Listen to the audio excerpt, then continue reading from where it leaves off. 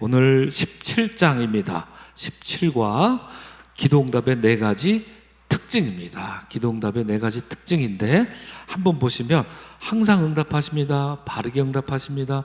부족함 없이 응답하십니다. 좋은 것으로 응답하십니다. 이렇게 4가지 특징을 오늘 성경 본문 시편 34편을 가지고 여러분들과 함께 나누려고 합니다. 우리 오늘 주제를 다 같이 한번 읽어보겠습니다. 시작. 기도응답의 4가지 특징. 오늘 4가지 특징에 대해서 배우겠는데요. 여러분, 첫 번째, 두 번째, 세 번째, 네 번째 어떤 게 좋습니까? 1, 2, 3, 4 중에 하나만 고른다면 어떤 게 좋습니까? 하나만 고를 수가 없지요. 그렇죠? 4개 다 오는 것이 우리 하나님 기도응답의 특징이 되는 줄로 믿습니다. 오늘 본문 시편 34편 1절부터 10절까지 나와 있는데 우리 한 목소리로 함께 천천히 한번 읽어 나가면 좋겠습니다. 근데 이 기도는 잠시만요. 이 기도는 다윗의 기도인데 여러분, 광야에 살았던 광야의 사람 하면 누가 떠오르죠? 모세가 떠오르잖아요. 그런데 여러분, 다윗이야말로 광야의 사나이였죠. 광야에 그 인고의 10년이라는 시절이 없었으면 우리가 아는 그 다윗이 만들어질 수 없었죠. 그렇기 때문에 여러분, 만약에 지금 여러분 삶이 내 인생이 지금 광야와 같다? 아이고, 그거 진짜 멋진 겁니다, 여러분. 다윗은 이 광야 10년을 보냈어요. 그렇죠? 여러분의 만약에 인생이 삶이 광야와 같다면 이제 몇 년 정도 보내고 있습니까? 적어도 10년 정도는 보내야 됩니다. 아니, 40년은 보내야 됩니다, 모세처럼. 그런데 여하튼 이 광야 생활, 떠돌이 생활 중에 드리는 다윗의 기도입니다. 그렇게 생각하면 어떤 기도가 나올까요? 주여, 막 불평하고 막 이런 기도가 나올 것 같은데 어떤 기도를 광야에서 드리고 있는지 우리 한번 본문을 보면서 함께 다 같이 한 목소리로 천천히 한번 읽으면 좋겠습니다.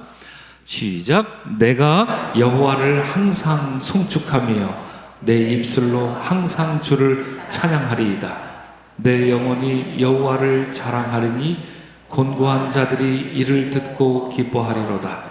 나와 함께 여호와를 광대하시다 하며 함께 그 이름을 높이세. 내가 여호와께 간구하매 내게 응답하시고 내 모든 두려움에서 나를 건지셨도다. 그들이 주를 앙망하고 광채를 내었으니 그들의 얼굴은 부끄럽지 아니하리로다.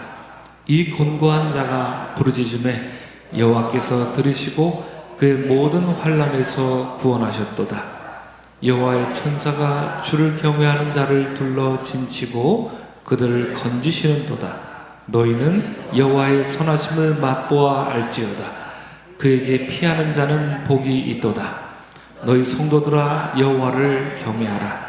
그를 경외하는 자에게는 부족함이 없도다. 젊은 사자는 궁핍하여 줄일지라도 여호와를 찾는 자는 모든 좋은 것에 부족함이 없으리로다. 이는 우리를 향한 살아계신 하나님의 말씀입니다. 아멘.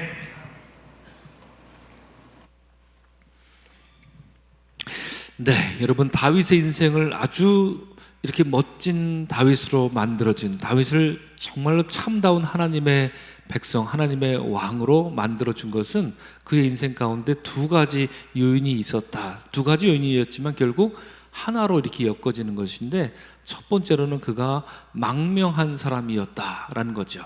하나님의 나라, 하나님 허락해 주신 그 왕국을 떠나서 암몬이나 또 블레셋 이런 나라로 망명해서 살았던 사람이었죠. 그리고 망명해서 그 국가에서 어디 다윗을 환영해 주나요? 그렇지 않죠.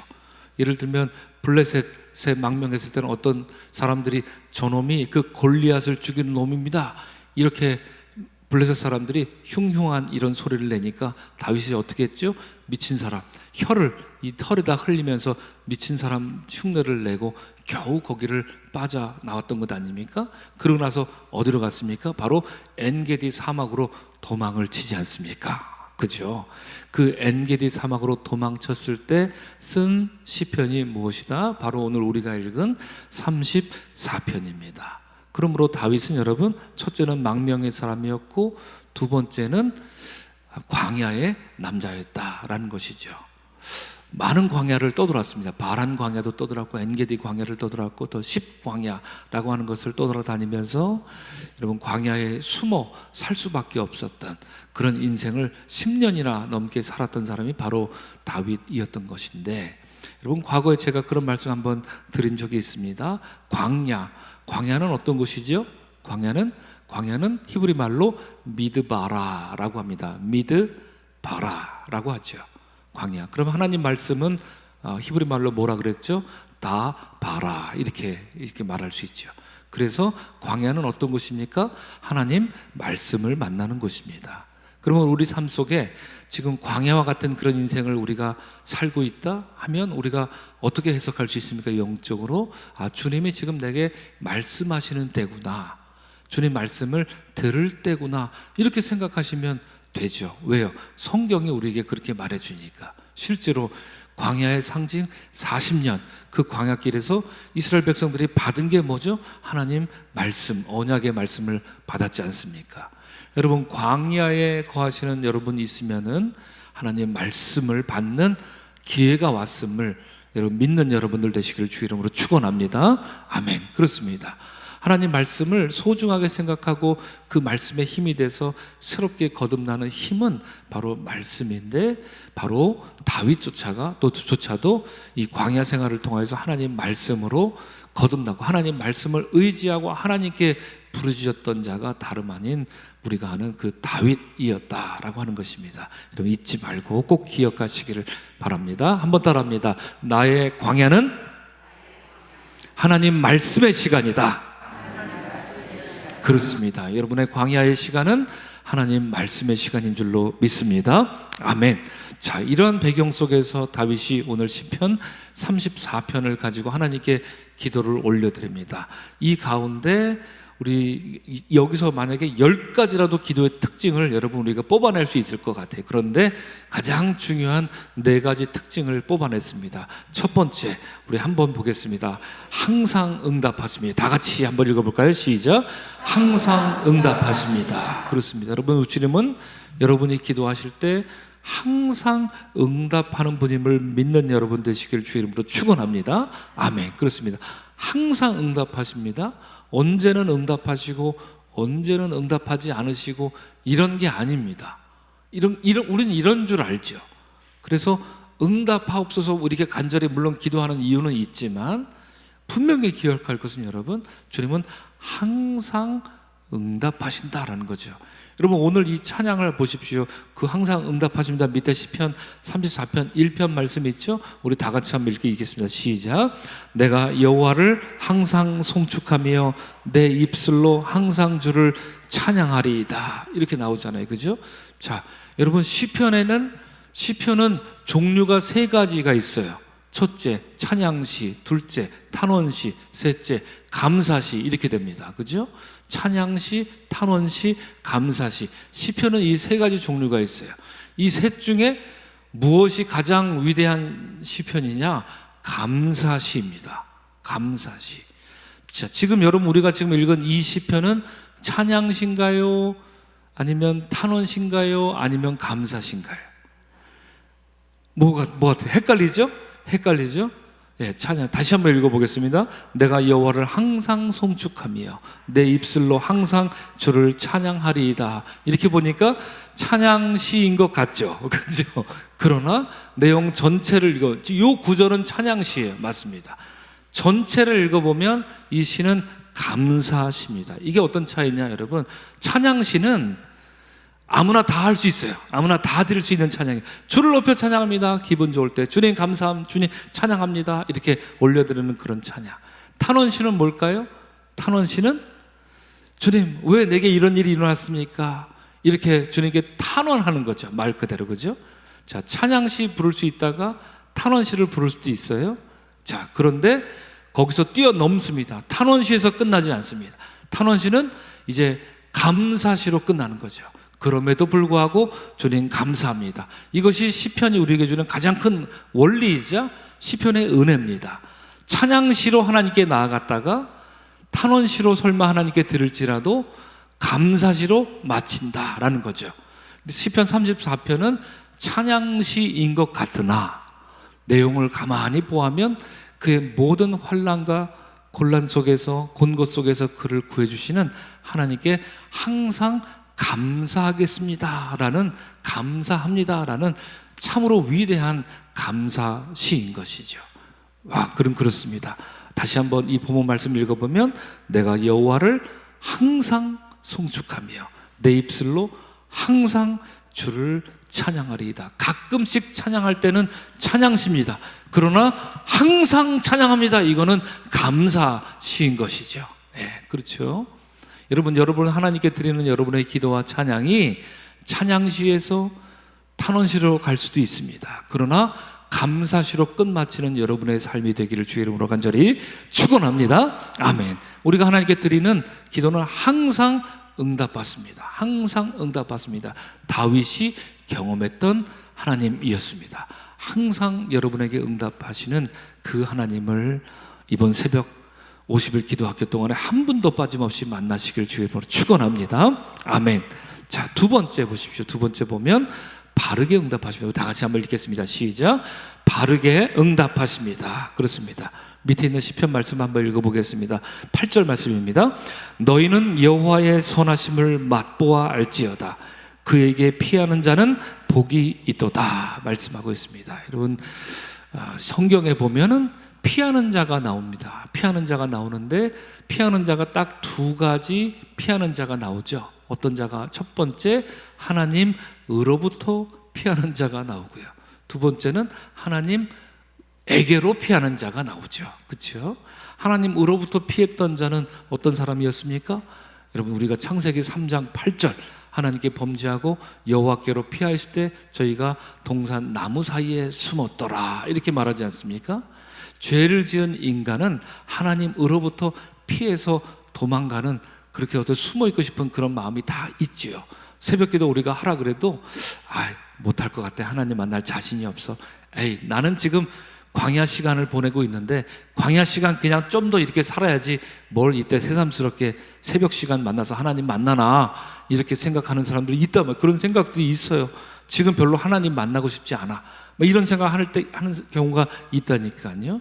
그게 여러분 다른 게 아니라 죄의 습성이 그래요. 죄의 습성, 인간의 습성이 원래 그렇습니다. 하나님으로부터 피해서 도망가고 싶은 사람이 바로 그런 인간의 습성 자체가 그런 거죠. 성경이 우리에게 말해줍니다. 자, 이것이 첫 번째로 피하는 종류입니다. 하나님으로부터 피하는, escape from God입니다. 그죠? 자, 그러나 또 다른 피하는 자들이 있습니다. 어떤 피하는 자들입니까? 하나님께로 피하는 자가 있습니다. 그래서 시편 11편에 보면 하나님께로 피하는 자는 그가 강한 오른손으로 구원해 주신다 이렇게 고백하듯이 오늘 다윗이 말합니다. 너희는 여호와의 선하심을 맛보아 알지어다. 그에게 피하는 자는 복이 있도다 말하고 있습니다. 여러분, 언제나 주께로 피하는 여러분의 삶이 되기를 주의 이름으로 축원합니다.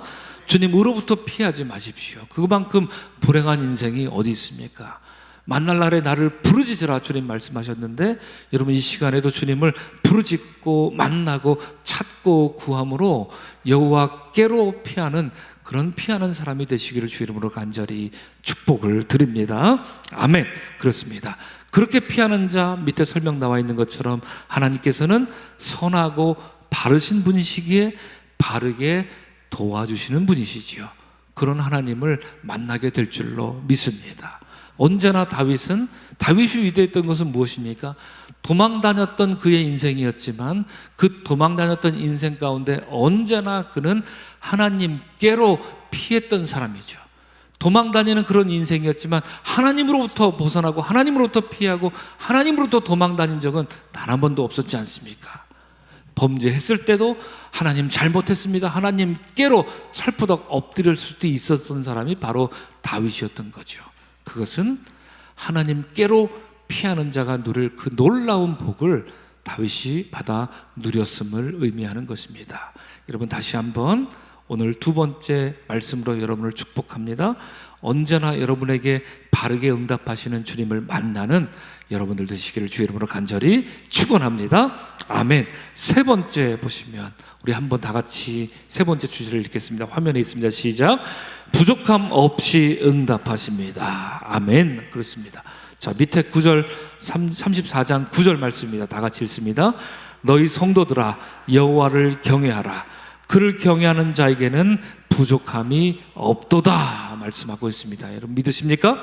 아멘. 그렇습니다. 그를 경외하는 자에게는 부족함이 없도다 말씀하십니다. 여러분 지난 과에서 우리가 오늘 17과인데 16과 우리 어제 나눴던 말씀 가운데 여러분 기도 응답을 받지 못하는 걸림돌이 있어요. 네, 걸림돌이 있습니다. 기도 응답을 받지 못하는 이유가 있어요. 자, 어떤 이유가 됩니까? 자, 하나님이 이유가 됩니다. 나의 조건과 환경이 이유가 됩니다. 세 번째, 내가 이유가 됩니다. 셋 중에 1번, 2번, 3번 중에 뭘까요? 정답은 3번이죠. 3번이에요. 그죠? 네. 하나님이 이유가 될 리는 없어요. 없습니다. 그거는 뭐 빼놓읍시다. 그럼 나의 조건과 환경이 이유가 됩니까? 생각해 보면 그게 가장 주된 이유인 걸로 우리는 알고 있으나 결국 지난 과에서 우리가 얘기했던 것은 아니다입니다. 똑같은 조건과 똑같은 환경에서도 기도하고 어떻게 기도하느냐에 따라서 그 환경이 어떻게 역전되고 어떻게 달라지고 그 환경을 어떻게 뛰어넘는 자가 될 수 있느냐, 그것은 기도하는 그 사람에게 달려 있는 거였지 않습니까? 그렇죠? 기도하는 그 사람에게 달려 있습니다. 그렇지 않습니까? 우리 똑같은 문제를 우리가 안고 어려움을 갖고 있다고 생각해 보십시오. 기도하는 그 사람이 어떻게 기도하느냐, 바르게 기도하느냐, 그 사람이 하나님을 정말 의지하고 하나님께로 피하고 간구하느냐, 그러느냐 아니냐에 따라서 기도 응답이 사실 달라지기도 하고 만 가지 변수가 일어나기도 한 거죠. 결국 문제는 누구죠? 기도하는 나 자신이 문제가 되는 것이죠. 자, 그러나 너희 성도들아 여호와를 경외하라 말합니다. 그를 경외하는 자에게는 부족함이 없도다 말씀하시는 것은, 우리 하나님은 때로는 우리의 환경과 조건을 막 바꿔주셔서 그렇게 응답하실 때가 많습니다. 네, 정말 그렇습니다. 우리의 주변 환경을 내가 원치도 않았는데, 내가 전혀 예상도 못했는데, 기대하지도 못했는데 기도했더니 하나님이 다 바꿔주셔가지고 우리가 지금까지 17과 오는 동안에 하나님께서 어떤 사람을 변화시켜 주셔서 내가 뜻하지도 않았던 어떤 그런 변화가 있었던 것, 그런 말씀들 계속 우리가 나누고 있지 않습니까? 그렇죠. 하나님은 우리의 조건과 환경을 바꿔주시는 그런 하나님이십니다. 그렇게 응답하시기도 합니다. 그러나 가장 근본적으로 우리 하나님이 응답하시는 가장 멋진 방법은 기도하는 나를 바꿔주신다는 거죠. 그렇죠? 여러분 어떻습니까? 기도하는 나는 바뀌고 싶지 않고 그냥 내 환경과 내 조건만 다 바뀌면 좋겠다, 이런 마음으로 배짱 튕기면서 기도하시는 분 여기 계십니까? 어떻습니까? 우리가 반드시 기도합니다. 주여 나를 변화시켜 주옵소서. 그렇죠? 나를 변화시켜 주옵소서. 그래서 하나님의 마음에 합한 자 되게 하옵소서. 주님 내 안에, 내가 주님 안에, 그래야 내가 드리는, 하나님께 드리는 기도가 탁월한 기도 드리는 탁월한 기도자 되게 하여 주실, 이게 우리의 궁극적인 목적 아니겠습니까? 그렇죠? 자, 오늘 본문 말씀, 그를 경외하는 자에게는 부족함이 없도다. 여러분이 드리는 모든 기도가 이런 탁월한 기도자가 됨으로 말미암아 조금도 부족함이 없는 그런 탁월한 기도자로 변화되는 여러분 모두가 되시기를 주 이름으로 간절히 축원합니다. 아멘. 네 번째, 우리 다 같이 읽겠습니다. 시작. 좋은 것으로 응답하십니다. 우리 다 같이 10절 말씀 한번 크게 한번 읽겠습니다. 시작. 젊은 사자는 궁핍하여 줄을지라도 여호와를 찾는 자는 모든 좋은 것에 부족함이 없으리로다. 이렇게 말하고 있습니다. 여러분 지금 제가 아까 서두에 말씀드린 것처럼 다윗이 이 기도를 뭐 왕궁에 앉아갖고 니나노 하고 이렇게 노래 부르면서 지금 이 노래를, 이 시편을 하나님께 기도하고 있습니까? 아니죠. 지금 이 사람은 사울에게 쫓겨서 심지어 적진 속에 들어가 목숨 걸고 들어간 거지 않습니까? 적장 골리앗을 죽인 그 다윗이 왔으니 골리앗 사람들이 이를 갈고 있지 않겠어요? 그래서 저놈 하면서 자기를 굉장히 싫어할 걸 뻔히 아는 그 적진에 들어가 가지고 있는 거 아닙니까? 아니나 다를까 저거 살려두면 안 됩니다. 민심 막 후흉해지는 것 아닙니까? 그래서 미친 척까지 하고 겨우 신발도 못 신고 이렇게 도망쳐서 엔게디 광야로 도망쳤을 때 지금 이 시편을 쓰고 있는 것 아닙니까? 그럼 여러분 어찌 이런 얘기가 나올까요? 이런 기도가 나올까요? 여러분 어떻습니까? 우리 사업이 잘못돼서 쫄딱 망했어요. 그래서 집 한 칸, 방 한 칸 구하지 못하고 거리에 나앉게 되는 그런 상황이 됐다가 한번 가정을 해보십시오. 우리 예전 어르신들은 이런 일들 많이 겪었잖아요. 세상에 참 살기 힘들다 보니까. 그렇죠? 저도 살았을 때 보니까 저희 집도 어렸을 때 그렇게 아주 힘든 일들을 겪었던 게 저도 문득부터 생각나거든요. 그랬을 때 야, 우리 어머니 어떠셨을까? 우리 아버지 마음이 어떠셨을까? 뭐 이런 생각을 문득문득 하게 됩니다. 지금 다윗의 지금 상황이 그런 겁니다. 여러분, 쫓기고 망명하다 못해 망명지에서조차 쫓겨서 광야로 가서 숨지겨 지내는, 누가 또 쫓아올까 두려운 마음에 숨지겨 지내는 바로 이때 드리는 이 기도가, 젊은 사자는 궁핍하여 줄일지라도 여호와를 찾는 자는 모든 좋은 것에 부족함이 없으리로다. 이렇게 기도합니다. 여러분, 이 다윗은 이 기도를 지금 허허실실 아무 의미 없이 뭐 할지로다, 뭐 부족함이 없을지로다, 허허 뭐 이렇게 드리겠습니까? 아닙니다.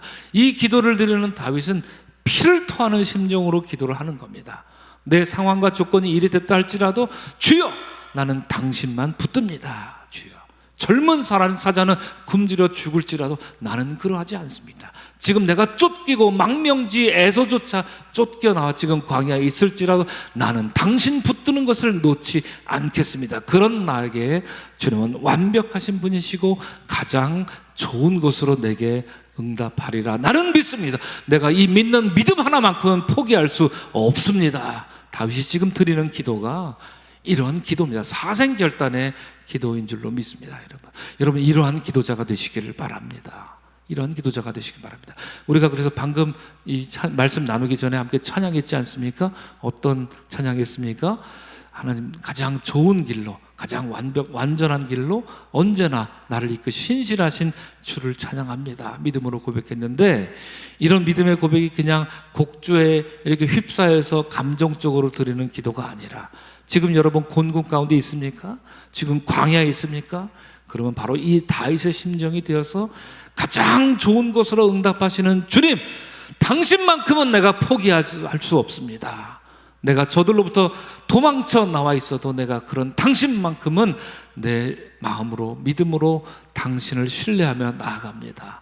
피를 토하는 심정으로 그런 주님을 붙잡으며 이런 찬양을 우리가 다 같이 주님께 올려드리는 믿음의 사람들이 되시기를 주의 이름으로 간절히 축원합니다. 아멘. 오늘 말씀을 통해서 그래서 우리는 세 가지로 기도하게 됩니다. 첫 번째, 주여 항상 응답하시는 주를 신뢰하게 하소서. 이렇게 기도할 수 있을 것 같아요. 그렇죠? 항상 응답하시는 주를 신뢰하게 하소서.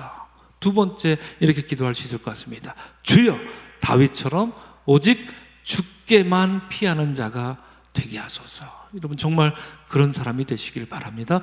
세상으로부터 상처받고 세상으로부터 실패해서 세상으로 도망치는 그런 어리석은 우리가 되지 말아야 될 것입니다. 세상으로부터 상처받고 세상으로부터 실망하고 좌절하고 분노하고 그랬으면 여러분 주께로 피하는 여러분 되시기를 바랍니다. 이렇게 결단하며 기도하시기를 바랍니다. 셋째로, 주여 가장 좋은 것으로 응답하시는 주님의 이끄심을 믿습니다. 이렇게 믿음으로 결단하며 함께 기도하면 참 좋겠습니다. 여러분 그런 여러분 되시기를 주님의 이름으로 간절히 축원합니다. 아멘.